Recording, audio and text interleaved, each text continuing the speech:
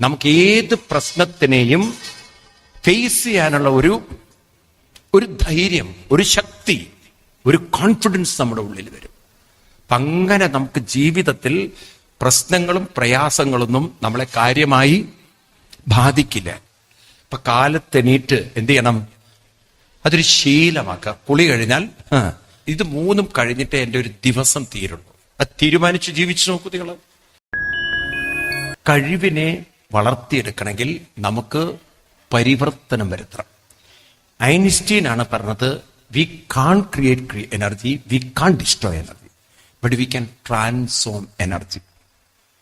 Energy ഉണ്ടാക്കാനും പറ്റില്ല, energy ഒരിക്കലും നശിപ്പിക്കാനും പറ്റില്ല. പക്ഷെ we can transform one form of energy into അവർക്ക് പറയൂ, അതെല്ലാവർക്കും അറിയുന്നതല്ലേ. ഒരു എനർജിയെ ഇപ്പൊ നമ്മൾ സോളാർ എനർജി ഇലക്ട്രിക് പവർ ആക്കുന്നു, ഉണ്ടോ? അതുപോലെ ഇപ്പം കറണ്ട് പോയി കഴിഞ്ഞാൽ ബാറ്ററി പവർ നിങ്ങൾ അതിനെ ഇലക്ട്രിക് പവർ ആക്കി ഉപയോഗിക്കുന്നു, ഉണ്ടോ ഇല്ലയോ? ഉണ്ട്, നമുക്കറിയാം. ഇത് ഐൻസ്റ്റീൻ പറയുന്നതിന് മുമ്പ് കൃഷ്ണൻ കണ്ടെത്തി. ഐൻസ്റ്റീൻ എനർജി എന്ന് പറയുന്നത്, ശ്രദ്ധിക്കണം, ഐൻസ്റ്റീൻ എനർജി എന്ന് പറയുന്നത് പുറത്ത് കാണുന്ന പ്രപഞ്ചത്തിലുള്ള എനർജിയാണ്. അത് പ്രപഞ്ച ഊർജം എന്ന് പറയും. അതാണ് ഇലക്ട്രോൺ, ന്യൂട്രോൺ, പ്രോട്ടോൺ. ഐൻസ്റ്റീൻ പൂർണ്ണമായിട്ടും എനർജിയെ ഡിഫൈൻ ചെയ്തിട്ടില്ല. എനർജിയുടെ ഒരു മാനിഫെസ്റ്റേഷൻ ആണ് അദ്ദേഹം പറഞ്ഞത്. He has not define energy. Energy എന്ന് പറയുന്നത് ചലനമാണ്, മോഷനാണ്. ഈ ചലനം ശ്രദ്ധിക്കുക നിങ്ങൾ. ചലനം കേവലം പുറത്തല്ല, ചിന്തകളിലുണ്ടോ? ഉണ്ടോ ഇല്ലയോ? നമ്മുടെ ചിന്തകൾ ചലിക്കുന്നുണ്ട്. എപ്പോഴും നമുക്കൊരു മൂഡിലിരിക്കാൻ പറ്റുമോ? അപ്പൊ ചിന്തകൾ മാറണ്ട. എപ്പോഴും നിങ്ങൾക്ക് മുഖം വീർപ്പിച്ചിരിക്കാൻ പറ്റില്ല. ആരെങ്കിലും ഇക്കളിയാക്കിയാലെങ്കിൽ നിങ്ങൾ ചിരിക്കേണ്ടി വരും. അപ്പൊ നമുക്ക് സന്തോഷം വരും, ചിലപ്പോൾ സങ്കടം വരും. ഉണ്ടോ? വൈവിധ്യങ്ങളായ വികാരങ്ങളൊക്കെ കയറി വരും മനസ്സിൽ. ഉണ്ടോ? നിങ്ങൾ നല്ല വിശന്ന് പൊരിഞ്ഞിരിക്കുന്ന സമയത്ത് നിങ്ങളോട് പറയണം നല്ലൊരു പാട്ട് കേൾപ്പിച്ചു തരാന്ന് പറഞ്ഞാൽ മിക്കവാറും നിങ്ങൾ പാടും. ആ സമയത്ത് പാട്ട് തലയിൽ കയറുമോ? ഇല്ല, ആർക്കും ഇഷ്ടമല്ല. കാരണം വിശപ്പിന് ഭക്ഷണം തന്നെ വേണം. നല്ലവണ്ണം ബാത്റൂം പോകാൻ മുട്ടിയിരിക്കുന്ന സമയത്ത് പാട്ട് പാടാൻ പറഞ്ഞാൽ ആ സമയത്ത് നമ്മളെ പാട്ട് കേൾപ്പിച്ചൊരു കാര്യമുണ്ടോ? കാരണം നമുക്ക് ആ എനർജിയെ തടുക്കാൻ സാധ്യം. അപ്പൊ നമ്മളിലൊക്കെ ചിന്തകൾ, വികാരങ്ങൾ ഉണ്ട്. അതൊക്കെ ചലിച്ചുകൊണ്ടിരിക്കുന്നുണ്ട്. ആ എനർജിക്കും ഒരു ട്രാൻസ്ഫോർമേഷൻ ഉണ്ടാവില്ലേ? അതിനെ കുറിച്ച് പറയാൻ ഭൗതിക ശാസ്ത്രജ്ഞന്മാർക്ക് സാധിച്ചിട്ടില്ല. ഈ ഇന്നർ എനർജി ട്രാൻസ്ഫോർമേഷനാണ് ഭാരത ഋഷിവര്യന്മാർ കണ്ടെത്തിയത്. Inner energy transformation. ഈ വാക്കുകളൊക്കെ നിങ്ങൾ ഓർത്തു വയ്ക്കണം. കാരണം ഇത് സയൻസ് അല്ല എന്ന് ഏതെങ്കിലും പൊട്ടൻ പറഞ്ഞാൽ അവർക്കുള്ള ഉത്തരമാണിത്. Inner energy transformation. What is energy? It is motion, ചലനം. പ്രാണൻ ചലിക്കുന്നു, ഉണ്ടോ ഇല്ലയോ? ചിന്തകൾ ചലിക്കുന്നു, ഉണ്ട്. അപ്പൊ ആ ചിന്തകൾക്കും ഒരു ട്രാൻസ്ഫോർമേഷൻ വരുത്താൻ പറ്റിയാൽ ഏത് കഴിവില്ലാത്തവരെയും ആരാക്കി മാറ്റാം.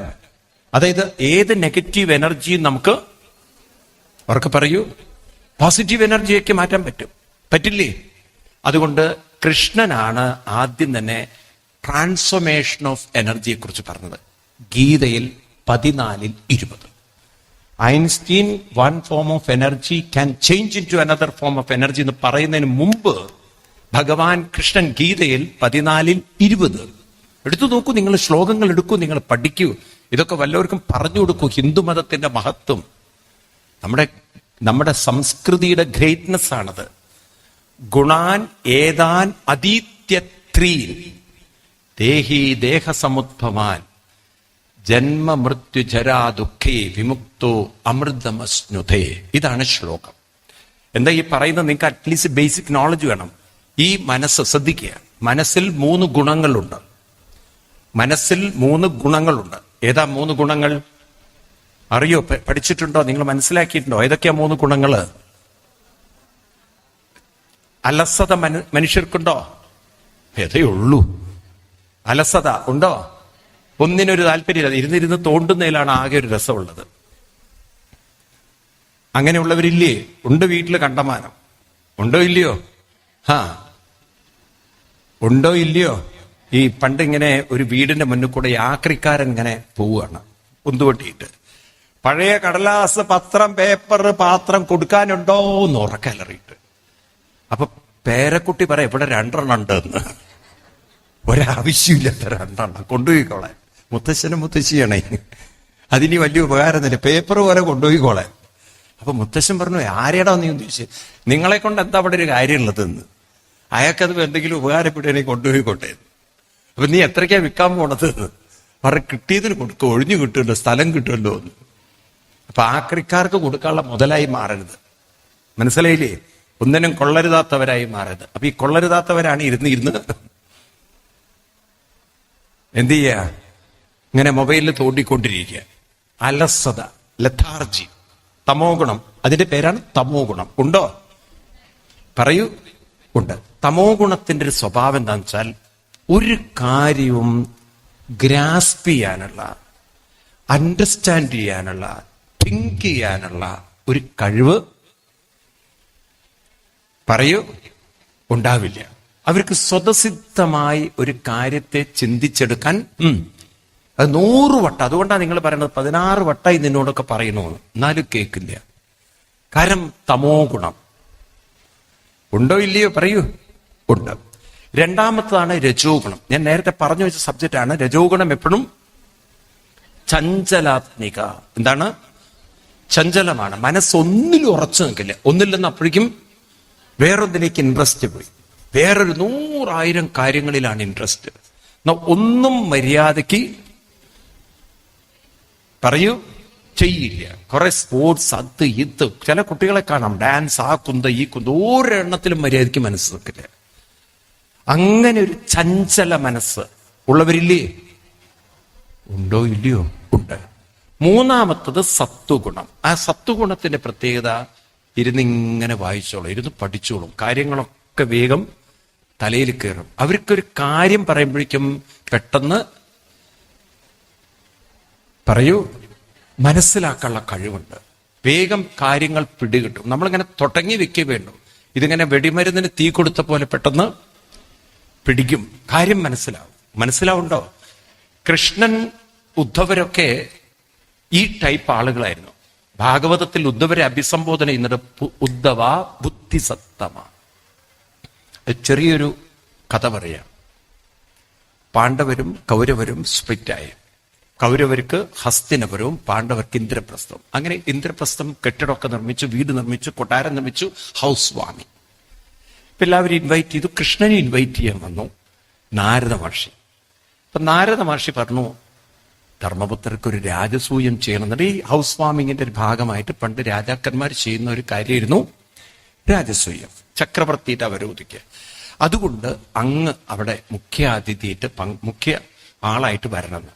അപ്പോഴാണ് ഒരു രാജാവിന്റെ പ്രതിനിധി വന്നിട്ട് പറയുന്നത്, കൃഷ്ണ, ജരാസന്ധൻ എന്ന് പറയുന്ന രാജാവ് കുറെ രാജാക്കന്മാരെ, നാട്ടുരാജാക്കന്മാരെ പേടിച്ച് അറസ്റ്റ് ചെയ്തിട്ടുണ്ട്, ജയിലിലിട്ടുണ്ട്. അവരെയൊക്കെ അയാൾ ബലി കൊടുക്കുന്ന പറയുന്നത് ഈ പൗർണമിയുടെ അന്ന്. അതുകൊണ്ട് അവരെയൊക്കെ ജീവൻ അങ്ങ് രക്ഷിക്കണം കൃഷ്ണ എന്നൊക്കെ പറഞ്ഞ് പൊട്ടിക്കരഞ്ഞു. ഉടനെ ഭഗവാൻ ഉദ്ധവരോട് ചോദിച്ചു, ഉദ്ധവരെ, ഞാൻ ഏതാണ് ചെയ്യേണ്ടത്? ഹൗസ് വാമിങ്ങിന് അത് രാജസൂയയാകാം. ഞാൻ നിങ്ങൾക്ക് മനസ്സിലാൻ വേണ്ടിയിട്ടാണ് ഹൗസ് വാമിംഗ് എന്ന വാക്ക് ഉപയോഗിക്കുന്നത്. അതിന് പോകുന്നതാണോ അതോ ഈ ജരാസന്ധന്റെ കസ്റ്റഡിയിലുള്ള ഈ പാവം നാട്ടുരാജാക്കന്മാരെ രക്ഷപ്പെടുത്താൻ പോകുന്നതാണ്? ഏതാണ് പ്രയോറിറ്റി? ഞാൻ ഏതിനാണ് ഇമ്പോർട്ടൻസ് കൊടുക്കേണ്ടത്? പുറപ്പെടേണ്ടത്? അപ്പൊ അവിടെ ഉള്ളവരൊക്കെ പറഞ്ഞു, നമ്മളാണെങ്കിൽ എന്താ പറയാ? ഇപ്പൊ നിങ്ങളോട് ചോദിച്ചു എന്താ പറയാ? നിങ്ങളാണെങ്കിൽ എന്താണ് പറഞ്ഞു കൊടുക്കുക? പോയി കാപ്പി കഴിക്കാന്നോ? കേരളക്കാരാകുമ്പോ അതേ ചെയ്യുള്ളൂ, ആ വഴിക്ക് പോവില്ല. ഹൗസ് വാമിങ്ങിന് പോവാന്ന് പറയും, പായസം കഴിച്ചിട്ട് പോരാന്ന്. അങ്ങനെയാണോ പറയാ? എന്താ പറയാ? രക്ഷിക്കണം എന്ന് പറയും, അതല്ലേ പറയുക? എന്നാൽ ഇവിടെ ഉദ്ധവര്, മറ്റുള്ളവരൊക്കെ നിങ്ങൾ പറയുന്ന പോലെ, കാരണം കഴുതകളാണ്. ഉദ്ധവര് പറഞ്ഞു, കൃഷ്ണ, നമുക്ക് രാജസൂയത്തിന് പോകണം. ഭഗവാനെ, രാജസൂയത്തിന് പോകണം. കൃഷ്ണൻ ചിരിച്ചിട്ട് പറഞ്ഞു, ഉദ്ധവര് പറഞ്ഞാൽ ശരി. കാരണം രാജസൂയത്തിന്റെ ഭാഗമാണ് ദിഗ്വിജയം, കുതിരകളെ അഴിച്ചുവിടല്. അപ്പൊ അത് ജരാസന്ധന്റെ കൊട്ടാരത്തിലും വിടണം. അങ്ങനെ അവിടെ വെച്ച് ജരാസന്ധനോട് ഏറ്റുമുട്ടേണ്ടി വരും. അപ്പോ ആ ഒരു രാജസൂയത്തിന്റെ ഭാഗമായിട്ട് തന്നെ ജരാസന്ധനെ നമുക്ക് തോൽപ്പിക്കാനോ വധിക്കാനോ സാധിക്കും. അതിലൂടെ ഈ രാജാക്കന്മാരെ, അപ്പോ ഒരു വെടിക്ക് ഇത്രയും കാര്യങ്ങൾ മുൻകൂട്ടി കണ്ട് കൃഷ്ണനോട് പറയുമ്പോൾ കൃഷ്ണൻ തൊഴുതുപോയി. അതാണ് ആ ഷാർപ്പ്നെസ് എന്ന് പറയുന്നത്. ബാക്കിയൊന്നും അപ്പൊ ഇവർക്ക് അറിയാത്തതല്ല രാജസൂയത്തിന്റെ ഭാഗമായി ദിഗ്വിജയം ഉണ്ട് എന്നൊക്കെ. പക്ഷെ അത് കറക്റ്റ് സമയത്ത് ചിന്തിക്കാൻ അവർക്ക് പറയൂ സാധിക്കുന്നില്ല. അതുകൊണ്ട് ഇത്തരം ഈ സാത്വിക മനസ്സുള്ളവർക്കുണ്ടല്ലോ, വരാൻ പോകുന്ന കാര്യങ്ങളെ കൂടി മുൻകൂട്ടി കാണാനുള്ളൊരു കഴിവുണ്ട്. അതാണ് ആ ഷാർപ്പ്നെസ് എന്ന് പറയുന്നത്. ഈ കഴിവ് എല്ലാവരിലും ഉണ്ട്. പക്ഷേ തമോ ഗുണവും രജോ ഗുണവും ഉള്ളിടത്തോളം കാലം സാത്വിക ഗുണത്തിലേക്ക് മനസ്സിനെ കൊണ്ടുവരൽ അത്ര എളുപ്പമല്ല. അപ്പൊ തമോ ഗുണം എന്നത് ലതാർജിക്കാണ്, ആലസ്യമാണ്. തമോ ഗുണം അലസതയാണ്. അലസതയെ രജോ ഗുണം കൊണ്ട് മാറ്റണം. പറയൂ, അലസതയെ രജോ ഗുണം, രജോ ഗുണത്തെ ഉപാസന കൊണ്ട് മാറ്റണം. എന്താണ്? അപ്പോഴാണ് ഒരു എനർജി, മനസ്സിലായില്ല, നമ്മളെ എനർജിയുടെ കൺവേർഷനാണ് പറഞ്ഞത്, എനർജിയുടെ ട്രാൻസ്ഫോർമേഷനാണ് പറഞ്ഞത്. One form of energy can be change into another form എന്ന ഐൻസ്റ്റീൻ പറയുന്നതിന് മുമ്പ് കൃഷ്ണൻ പറഞ്ഞതാണ് ഗുണാൻ ഏതാൻ അധീത്യ. അപ്പൊ ഒരു ഗുണത്തെ മറ്റൊരു ഗുണം കൊണ്ട് അധീത്യ ട്രാൻസ്ഫോം ചെയ്യണം. അപ്പൊ തമോ ഗുണത്തെ എന്ത് ചെയ്യണം? ഇപ്പൊ നിങ്ങൾ ഈ കറുകച്ചാലുള്ള കുട്ടികളെയൊക്കെ സാത്വിക ഗുണത്തിലേക്ക് കൊണ്ടുവരാൻ, ഈവൻ കോളേജിൽ പഠിക്കുന്ന പിള്ളേരെ ആദ്യം വേണ്ടതെന്ന് വെച്ചാൽ കാലത്ത് ഒരു 5-5:30 എണീറ്റ് അമ്പലത്തിൽ വരിക. നിങ്ങളൊരു 11 പ്രാവശ്യം പ്രദക്ഷിണം വെക്കുക. നിങ്ങൾ ചെയ്തു നോക്കൂ. ഈ പ്രദക്ഷിണം വെക്കുമ്പോൾ നമ്മൾ നടക്കുന്ന സമയത്ത് നമ്മളിലുള്ള എനർജി നമ്മൾ താഴെ നമ്മുടെ എന്താണ് പ്രാണശക്തിയെല്ലാം തലയിലേക്ക് വരും. അപ്പൊ നമ്മളിലൊരു ഊർജം കുറെ കൂടി, ഊർജശക്തി കുറെ കൂടി കൂടും. നിങ്ങൾ നോക്കൂ, നടന്ന് ശീലിച്ചു കഴിഞ്ഞാൽ ആ തമോ ഗുണത്തിന്റെ സ്വാധീനം നമ്മളിൽ, നടന്നിട്ട് ഉറങ്ങാൻ പറ്റില്ല, നടന്നിട്ട് അലസനാവാൻ പറ്റില്ല. ഇപ്പൊ നടക്കും തോറും നമ്മളിലെ തമോ ഗുണം ഉറക്കെ പറയൂ കുറയും. അപ്പൊ കുട്ടികളെ നമുക്ക് തമോ ഗുണത്തിൽ നിന്ന് രക്ഷപ്പെടുത്തണമെങ്കിൽ നോക്കൂ, അമ്മമാരെ നിങ്ങൾ ചെയ്യുന്ന മഹാക്രൂരത എന്താണെന്ന് വെച്ചാൽ ഈ രാവിലെ കുട്ടികളെ ട്യൂഷന് നേരിട്ട് പറഞ്ഞേക്കരുത്. കാരണം ഓൾറെഡി ബ്ലഡിൽ ഒരുപാട് കാർബൺ ഡൈ ഓക്സൈഡ്, വീട്ടിൽ അന്തരീക്ഷം ഗ്യാസ് കത്തിക്കുന്ന രാത്രി കത്തിച്ചു കഴിഞ്ഞാൽ അന്തരീക്ഷത്തിൽ കാർബൺ ഡൈ ഓക്സൈഡ് കൂടുതലായിരിക്കും. അത്തരം കാർബൺ ഡൈ ഓക്സൈഡ് ശ്വസിച്ച് അത് ബ്ലഡിൽ അധികരിച്ച് പിന്നെ രാവിലെ തന്നെ ഉറക്കം, ഇവർ ലേറ്റാണ്, 11 മണി വരെ ഇരുന്ന് തോണ്ടു തന്നെയാണ്.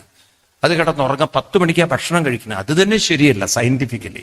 കാരണം സൂര്യാസ്തമയം കഴിഞ്ഞാൽ നമ്മുടെ ദഹനശക്തി കുറയും. അപ്പൊ അതുകൊണ്ടുണ്ടാവുന്ന ഹെൽത്ത് കോംപ്ലിക്കേഷൻസും ഉണ്ട്. വൈകുന്തോറും ഹെൽത്ത് കോംപ്ലിക്കേഷൻ കൂടും. അതുകൊണ്ടാണ് ഇപ്പോഴും പലരും, ബ്രിട്ടീഷുകാർ പോലും യൂറോപ്യൻസ് പോലും സൂര്യാസ്തമയത്തെ അവർ 7 മണിക്ക് ഡിന്നർ കഴിക്കും. നമ്മളാണ് വളരെ ലേറ്റ് ഡിന്നർ കഴിക്കുന്നത്. എത്രത്തോളം ലേറ്റ് ഡിന്നർ കഴിക്കുന്നോ അത്രത്തോളം അൺഹെൽത്തിയാണ്, അത്രത്തോളം രോഗങ്ങളാണ് നമുക്ക്. അപ്പൊ അതുകൊണ്ടാണ് ഏർലി ഡിന്നർ എന്ന് പറയും. എന്താണ്? പഴയ കാലത്തൊക്കെ ഒരു 7 മണിയാകുമ്പോഴേക്കും ആളുകള് രാത്രി അത്താഴം കഴിക്കുന്നത്, 8 മണിയാകുമ്പോഴേക്കും, പണ്ട് കറണ്ടൊന്നും ഇല്ലാത്തൊരു കാലത്ത്. പിന്നെ ഈ കറണ്ടൊക്കെ വന്നപ്പോഴാണ്, സൗകര്യങ്ങൾ കൂടിയപ്പോഴാണ് ആളുകളുടെ ഡിന്നറൊക്കെ വളരെ ലേറ്റ് ആയത്. അതും രാത്രിയിൽ നോൺ വെജ് ഒന്നും ഒട്ടും കഴിക്കരുത്. കാരണം നോൺ വെജിന് ദഹിക്കാൻ കൂടുതൽ സമയം വേണം, കൂടുതൽ എനർജി വേണം. ഇപ്പൊ എന്തുകൊണ്ടാണ് ഈ നോൺ വെജ് കഴിക്കരുത് പറഞ്ഞാൽ, നോൺ വെജ് ദഹിക്കാൻ വേണ്ടി എനർജി കൂടുതൽ എടുക്കുമ്പോൾ അവർക്ക് ഡീപ്പ് സ്ലീപ്പ് കിട്ടാനുള്ള ഒരു ചാൻസ് വളരെ കുറവാണ്. കാരണം ഇവിടെ ആക്റ്റീവാണ് എനർജി. അപ്പൊ പെട്ടെന്ന് ദഹിക്കുന്ന ആഹാരം വേണം രാത്രിയിൽ. അതാണ് പഴയ ആളുകൾ കഞ്ഞിയൊക്കെ കഴിച്ചത്. അപ്പം ഇവിടെ വലിയ വർക്ക് ഉണ്ടാവില്ല, മധ്യപ്രദേശിൽ വർക്ക് ഉണ്ടാവില്ല. കാരണം എനർജിയൊക്കെ വളരെ സെറ്റിൽ ഡൗൺ ചെയ്തു. അപ്പം പിന്നെ ഡീപ്പ് സ്ലീപ്പിലേക്ക് പോവാൻ പറ്റും. ഈ ഡീപ്പ് സ്ലീപ്പ് കുറഞ്ഞ് രാത്രി നോക്കൂ, നിങ്ങൾ ലേറ്റായി കിടന്ന് അപ്പൊ രാവിലെ എണീക്കുന്നത് തന്നെ ഡള്ളാണ്, ആണോ? ഈ കുട്ടി നേരെ കുളിയും കഴിഞ്ഞ് ക്ലാസ് റൂമിൽ പോയാൽ പറയുന്നതിലൊന്നും ഒന്നും മിണ്ടാത്ത നിങ്ങള് ശ്രദ്ധയുണ്ടാകുമോ? ഉണ്ടാകുമോ? ഇത് എന്തിനാ പറഞ്ഞേക്കുന്നത് നമ്മള്? അപ്പൊ ഈ കുട്ടികളുടെ ജീവിത രീതികളൊന്ന് മാറ്റിയെടുക്കണ്ടേ? വേണോ വേണ്ടയോ? ഇപ്പൊ രാത്രിയിൽ അധികം നോൺ വെജ് കൊടുക്കരുത്, അത് ശീലിക്കണം. പിന്നെ കുട്ടികൾക്ക് എളുപ്പം ദഹിക്കാവുന്ന, അതിനാണ് ഈ ചെറുപയറ് പോലുള്ള കാര്യങ്ങളൊക്കെ, അത് വളരെ ഹൈലി പ്രോട്ടീനാണ്. ഇതൊക്കെ പഴയ കാലത്ത് കഞ്ഞിയും അതൊക്കെ ഒരു ശീലങ്ങൾ കുട്ടികളിൽ ഉണ്ടാക്കി കൊടുക്കണം. അത് മനസ്സിലായില്ലേ? അതുപോലെ ഈ ഫ്രൈഡ് റൈസ്, അതുപോലെ ഗീ റൈസ്, ഇങ്ങനെ ഹെവി സാധനങ്ങൾ ദഹിക്കാൻ അധികം സമയമെടുക്കുന്നൊന്നും രാത്രി ഈ അമ്മമാരാണ് സത്യം പറഞ്ഞാൽ കുലദ്രോഹികളാണ്. കാരണം ഒരുവിധം കുട്ടികളെയൊക്കെ രോഗികളാക്കി ഹാർട്ട് പേഷ്യന്റ് ആക്കുന്നതൊക്കെ ഈ അമ്മമാരാണ്. സ്നേഹം കൊണ്ട് കൊല്ലുന്നവരാണ് നിങ്ങൾ. കാരണം നിങ്ങൾക്ക് വിവേകമില്ല, നിങ്ങൾ വിവരക്കേട് കാണിക്കുകയാണ്. കുട്ടികൾക്ക് ഇതൊക്കെ പറഞ്ഞു കൊടുക്കണം. ഇതൊന്നും രാത്രിയിൽ കഴിക്കാൻ പാടില്ല പറഞ്ഞാൽ നിനക്ക് ഹെൽത്ത് ഉണ്ടാവില്ല, ചത്തുപോവും. അത് തന്നെ, ഫ്യൂസ് അടിച്ചു പോകുന്നു. ഇപ്പൊ നമ്മൾ സിസ്റ്റത്തിനനുസരിച്ച് ജീവിക്കണ്ടേ? വേണോ വേണ്ടയോ? പാവം ക്യാൻസറിന്റെ വലിയ ഒരു ഇന്ന് നമ്മുടെ കേരളത്തിന് കിട്ടിയ ആളാണ് ഡോക്ടർ, നിങ്ങൾക്കറിയാം, ലേക്ക് ഷോർ ഹോസ്പിറ്റലിലെ ഡോക്ടർ ഗംഗാധരൻ. അദ്ദേഹം ആവർത്തിച്ചു പറയുന്ന ഒരു കാര്യമാണ്, ഫുഡിൽ മാറ്റം വരുത്താതെ ക്യാൻസർ മാറ്റാൻ പറ്റിയ, ഫുഡിൽ മാറ്റം വരുത്തൂ. ഇന്നിപ്പോ നോക്കൂ, 45-50 വയസ്സുള്ള ചെറുപ്പക്കാരാണ് പ്രോസ്റ്റേറ്റ് ക്യാൻസർ ആയിട്ട് വരുന്നത്. എത്ര എണ്ണാണ് അദ്ദേഹത്തിന്റെ അടുത്ത്? കഴിഞ്ഞ വർഷമാണോ അതിന്റെ മുമ്പത്തെ വർഷമാണോ അറിയില്ല, അദ്ദേഹത്തിന്റെ ക്യാൻസർ പേഷ്യന്റിന്റെ ഒരു ആനുവൽ ഗെറ്റ് ടുഗദർ ഉണ്ട്. ഒരു വർഷം ഞാനായിരുന്നു ഗസ്റ്റായിട്ട് പോയിരുന്നത്. അപ്പൊ ഇത് കാണാം നമുക്ക് എത്ര ചെറുപ്പം കുട്ടികളാണ്. കാരണം ഞങ്ങൾ എല്ലാ വർഷവും എറണാകുളത്ത് ക്യാൻസർ പേഷ്യന്റ് കുട്ടികളെ ഹെൽപ്പ് ചെയ്യും. പിഞ്ചു കുഞ്ഞുങ്ങളെയും കൊണ്ട് അമ്മമാര് വരുന്ന കണ്ട് സങ്കടമാണ്. അവരൊക്കെ ക്യാൻസറാണ് ഇത്ര ചെറുപ്പത്തിൽ കുട്ടികൾക്ക്. എവിടുന്നാണത്? അച്ഛനും അമ്മയും കഴിക്കുന്ന ആഹാരത്തിൽ നിന്നുണ്ടാവുന്നതാണ്. അവരുടെ ആഹാരമാണ് സ്പേം ആവുന്നത്, എഗ് ആവുന്നത്. ഇത് ബ്ലഡായി ഉള്ള കൺവേർഷനാണത്. അപ്പൊ ഈ ആഹാരം തെറ്റിയാൽ അടുത്ത തലമുറയുടെ ജീവിതം പോലും ഇപ്പൊ നിങ്ങൾ ഈ കുട്ടികൾക്ക് രാത്രി ഇതൊക്കെ കൊടുക്കുമ്പോൾ നിങ്ങൾ അറിയുന്നില്ലേ, ഈ കുട്ടി നാളെ കല്യാണം കഴിച്ച ആ കുട്ടിയുടെ കുട്ടി നാളെ ക്യാൻസർ പേഷ്യന്റ് ആണ്. അരെ നിങ്ങളെല്ലാം തകർക്കുകയാണ്. നിങ്ങളുടെ സ്നേഹം യമന്റെ രൂപത്തിൽ വരികയാണ്, കാലരൂപത്തിൽ, ഒരു വംശത്തിന്റെ നാശരൂപത്തിൽ. അതുകൊണ്ട് ചില കാര്യത്തിലൊക്കെ നമ്മളിത്തിരി ഇപ്പൊ നോക്കൂ, ആയുർവേദ ഡോക്ടർ അടുത്ത് പോയാൽ, വൈദ്യന്റെ അടുത്ത് പോയാൽ നിങ്ങളോട് സ്നേഹമൊന്നുമില്ല, നിങ്ങളുടെ രോഗം മാറണമെന്നുള്ളൂ. അത് കഷായം കയ്പിന്റെ ഒടുക്കത്തെ കയ്പായാലും കുടിച്ചെന്നേ പറ്റുള്ളൂ. ആണോ? പഴയ കാലത്തൊക്കെ ഈ അമ്മമാര് കഷായങ്ങളൊക്കെ തന്നിട്ടില്ലേ നിങ്ങൾക്ക്? ഭയങ്കര കയ്പുള്ള സാധനം തന്നിട്ടില്ല? എന്താ മിണ്ടാത്തത്? അന്നെന്തേ അവര് ഇത്രയും ക്രൂരത കാണിച്ചത്? കാരണം അവർക്കറിയാം ഇത് തന്നാലേ നിങ്ങൾക്ക് ആരോഗ്യവും പ്രതിരോധവും ഉണ്ടാവുള്ളൂ. അവര് നിങ്ങൾക്ക് കയ്പ് തരുമ്പോ നിങ്ങളുടെ ഇഷ്ടത്തിനനുസരിച്ചല്ല അവര് തന്നത്, അവര് ആരോഗ്യം നോക്കിക്കൊണ്ടാ തന്നത്. ആണോ? എന്താ മിണ്ടാത്തത് നിങ്ങള്? എന്നാൽ നമ്മൾ അത് കോംപ്രമൈസ് ചെയ്തു, നമ്മൾ ഫുഡിൽ മാറ്റം വരുത്തി. ഈ രാത്രിയൊക്കെ ഫ്രൈഡ് റൈസും രാത്രിയൊക്കെ ഹെവി ഫുഡും, അതും കേരളക്കാരന്റെ ഒരു വലിയ ദുരന്താണ് ഈ പൊറോട്ട എന്ന് പറയുന്ന സാധനം. എന്തൊരു ദുരന്തം പിടിച്ച ഫുഡാണെന്നറിയോ ഈ പൊറോട്ട എന്ന് പറയുന്ന സാധനം? ഇത് മുഴുവൻ ദഹിക്കണം എന്നില്ല, ഓരോരുത്തരുടെയും ദഹനത്തിന് വേരിയേഷൻസ് ഉണ്ട്, എല്ലാവർക്കും ഒരുപോലെ. അതുകൊണ്ടാണ് ചിലരൊക്കെ വയറിൻ്റെ അകത്ത് പ്രശ്നങ്ങൾ, വയറുവേദനയൊക്കെ വന്ന് ഓപ്പറേറ്റ് ചെയ്യുമ്പോൾ ഈ പൊറോട്ടയുടെ കഷ്ണങ്ങളൊക്കെ കിട്ടുന്നത് വായിക്കാറില്ലേ നിങ്ങൾ പത്രത്തില്? അങ്ങനെ കിടക്കും ഇത് ദഹിക്കാതെ. കാരണം ഈ മൈദ അത്ര ഒരു എഡിയബിൾ അല്ല, ദഹിപ്പിക്കാൻ പറ്റുന്ന സാധനം അല്ല അത്. കാരണം അത് ഫൈനാണ്, കംപ്ലീറ്റ് ഫൈൻ ഡസ്റ്റ് ആണത്, ഗോതമ്പിന്റെ. അതത്ര പേസ്റ്റാണത്, അത് അത്ര എളുപ്പത്തിലൊന്നും ദഹിക്കില്ല. മനസ്സിലാവട്ടെ, വിഷയം വിടാൻ നമുക്ക്. നമ്മൾ പറഞ്ഞു വരുന്നത് തമോ ഗുണത്തെ എന്താക്കണം? അതിനാണ് രാവിലെ അമ്പലത്തിൽ വന്ന് ഒരു 11 ചുറ്റം കൊണ്ട് ചുറ്റി നോക്കും. കുട്ടികളെയൊക്കെ കൊണ്ടുവന്ന് ശീലിക്കുക. അപ്പൊ അവരുടെ തമോ ഗുണം രജോ ഗുണമായി മാറി. ഇനി എന്ത് ചെയ്യണം? ഒരകത്ത് കയറി ഒരു 11 വട്ടം ഓങ്കാരവും ഏതെങ്കിലും ഒരു മന്ത്രം ജപിക്കുക. അതാണ് ഉപാസന. എത്ര വട്ടം ഓങ്കാരം? അപ്പം ഓങ്കാരം ചൊല്ലുമ്പോഴെന്തായി? ഈ റെസ്റ്റ്ലെസ് മൈൻഡിനെ നമ്മൾ ഒന്നിലേക്ക് ഫോക്കസ് ചെയ്യിച്ചു. അപ്പൊ ക്രമേണ ഈ രജോ ഗുണം പലതിലേക്കും ഡൈവേർട്ട് ചെയ്ത മൈൻഡിനെ ഒരു കാര്യത്തിൽ ഫോക്കസ് ചെയ്യുമ്പോൾ എന്തായി? ഈ രജോ ഗുണം ക്രമേണ, ഉറക്കെ പറയൂ, സത്വഗുണമായി. അപ്പൊ നോക്കൂ, തമോ ഗുണത്തെ രജോ ഗുണമാക്കി, രജോ ഗുണത്തെ, അതിനാണ് നമ്മുടെ അമ്പലം വെച്ചത്. ക്ഷേത്രങ്ങൾ മാത്രം നമ്മൾ പ്രയോജനപ്പെടുത്തിയാൽ തമോ ഗുണക്കാരനെ രജോ ഗുണത്തിലേക്കും, രജോ ഗുണത്തിൽ നിന്ന് സത്വഗുണത്തിലേക്കും, സത്വഗുണത്തിൽ നിന്ന് സമബുദ്ധിയിലേക്കും. എതിലേക്ക് വരണം? സമബുദ്ധി. അതിനാണ് ജപിച്ച് ജപിച്ച് ശീലിക്കുമ്പോൾ നമുക്ക് ഏത് പ്രശ്നത്തിനെയും ഫേസ് ചെയ്യാനുള്ള ഒരു ധൈര്യം, ഒരു ശക്തി, ഒരു കോൺഫിഡൻസ് നമ്മുടെ ഉള്ളിൽ വരും. അപ്പം അങ്ങനെ നമുക്ക് ജീവിതത്തിൽ പ്രശ്നങ്ങളും പ്രയാസങ്ങളൊന്നും നമ്മളെ കാര്യമായി ബാധിക്കില്ല. ഇതൊന്നും നമ്മൾ ചെയ്യില്ല. കുട്ടികളെ ഡെയിലി അമ്പലത്തിൽ കൊണ്ടുവരുന്നവരൊന്ന് കൈപൊക്കൂ. അപ്പൊ നമ്മളിതൊന്നും ചെയ്യില്ല, കാരണം ഇതൊന്നും നിങ്ങളുടെ കൺസേൺ അല്ല. ദയവ് വിചാരിച്ച് കുട്ടികളെ രാവിലെ അങ്ങനെ സ്കൂളിൽ പറഞ്ഞയക്കരുത്. അരെ നിങ്ങൾ പണിഷ്മെന്റാ ചെയ്യണത്. കാരണം കുട്ടി ക്ലാസ്സിൽ ഇരുന്ന് മനസ്സിലായില്ലെങ്കിൽ കോംപ്ലക്സ് ഡെവലപ്പ് ചെയ്യും. ഈ കോംപ്ലക്സ് ആണ് നാളെ കുട്ടിയുടെ ജീവിതത്തിൽ മുഴുവൻ പേഴ്സണാലിറ്റി മാറ്റുന്നത്. അപ്പൊ ഇത്തരം കുട്ടികളാണ് നാളെ വളർന്നു വരുംതോറും ഇവരിൽ ആ കോംപ്ലക്സ്. നോക്കൂ, എന്ത് ചെറുപ്പകാലങ്ങളിലുള്ള ശീലം അതിങ്ങനെ നിങ്ങളോടുള്ള വെറുപ്പായി മാറും. അതുകൊണ്ടാണ് പ്രായമായ നിങ്ങൾ നോക്കാത്തത്. കാരണം നിങ്ങൾ ആ കുട്ടിയുടെ ഉള്ളിൽ ഒരു കോംപ്ലക്സ് വരുത്തി വെക്കുന്നതിന് നിങ്ങൾക്ക് വലിയൊരു പങ്കുണ്ട്.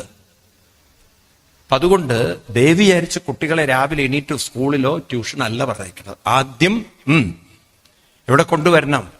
അങ്ങനെ അമ്പലത്തിൽ കൊണ്ടുവരുമ്പോൾ എന്തെങ്കിലും കഥകളൊക്കെ പറഞ്ഞ് അവർക്ക് ഒരു നല്ല രീതിയിൽ മോട്ടിവേഷനൊക്കെ കൊടുക്കാൻ പറ്റിയാൽ കുട്ടികളിൽ ഉണ്ടാകുന്ന ഒരു മാറ്റം അത്യത്ഭുതകരമായിരിക്കും.